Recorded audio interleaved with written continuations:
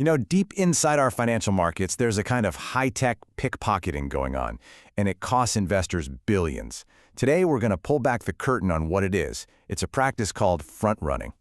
So let me just ask you this. What if someone with a little bit of inside knowledge could literally skim profits right off your investments, one tiny transaction at a time? Sounds like it should be totally illegal, right? Well, as we're about to see, those lines are getting fuzzier and fuzzier. Let's dive in.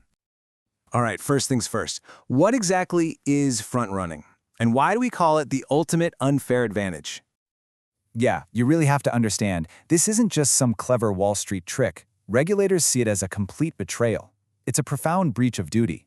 See, the entire financial system, it runs on the idea that brokers are supposed to act in their clients' best interests. Front-running just completely flips that on its head. Okay, so let me give you the classic example. Picture this. A broker finds out that a huge client, let's say a massive pension fund, is about to buy a giant block of some stock.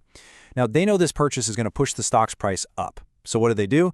They quickly jump in and buy some shares for their own account first. Then, the client's big trade goes through, the market moves just like they knew it would, and they sell their shares for a nearly guaranteed profit.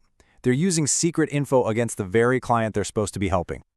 So, let's get into the nitty-gritty. What's the anatomy of this trade? How does this heist actually work, step by step? Well, it really just boils down to a simple three-part recipe. Step 1, you get the secret knowledge of a big incoming trade.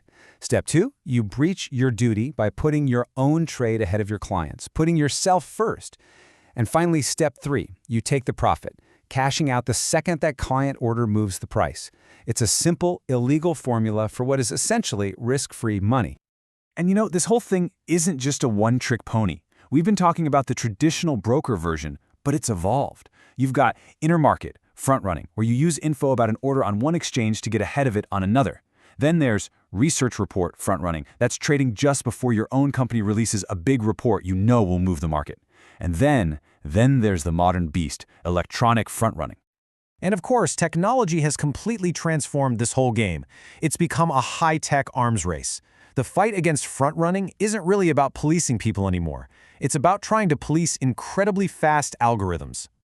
This timeline really shows you the constant cat-and-mouse game that's been going on for a century. We started in this buyer beware world where anything went. Then, regulators like the SEC showed up in 1934 to lay down the law. In response, firms built these so-called Chinese walls, basically internal barriers to stop information from leaking between departments. But now, in the 21st century, the game is being played in microseconds by high-frequency trading algorithms. The game has changed completely. I mean, just look at the difference here. It is night and day. The classic crime was personal, right? It was a human broker betraying someone's trust. The new version is totally impersonal. It's automated code exploiting the very wiring of the market itself, all happening at speeds the human brain literally cannot process. And that brings us to the name of the modern game, latency arbitrage. This is wild. High-speed traders will pay huge amounts of money to put their computer servers physically right next to the stock exchange's servers. Why? Because information travels at the speed of light, and that tiny bit of distance gives them a time advantage. They can see an investor's order just millionths of a second before it's officially processed, and that's all the time they need to jump in front of it. So, okay, who cares? Why does any of this matter? Well, because this is absolutely not a victimless crime. The person who placed the original order gets a worse price, for sure. But it also creates fake volatility in the market, and bit by bit, it erodes the trust that our entire financial system is built on. At the end of the day, it just makes trading more expensive for every single one of us. And who is the ultimate victim here? A lot of the time, it's those big institutional investors we mentioned, pension funds, mutual funds. So the money that's being skimmed away, it's coming directly out of retirement accounts. It's coming out of everyday people's savings. These tiny, tiny fractions of a cent, when you multiply them by billions of trades, they add up to very, very real losses. So where is this battle headed next?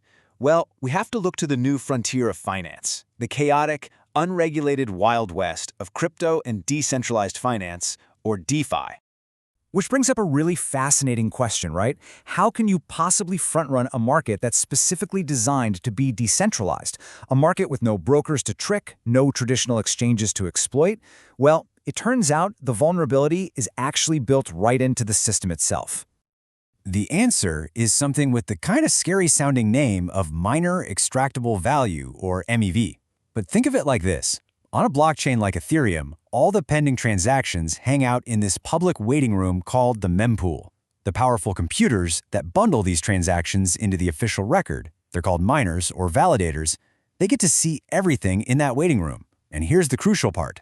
They also get to decide the final order of those transactions. So here's how the DeFi heist works. A bot spots a huge pending trade in that public mempool. The validator then uses their power to rearrange the line, sticking their own buy order just in front of that big trade. The big trade goes through, pushes up the price like they knew it would, and then the validator immediately slips in their own sell order to lock in the profit. It's front-running, but it's baked into the very design of the system. And in the Wild West of DeFi, a lot of the time, it's not even illegal. And all of this, it brings us to our final and I think most important question. As our markets get faster, more complex, more automated every single day, we have to ask ourselves, can fairness ever really be guaranteed just by writing code?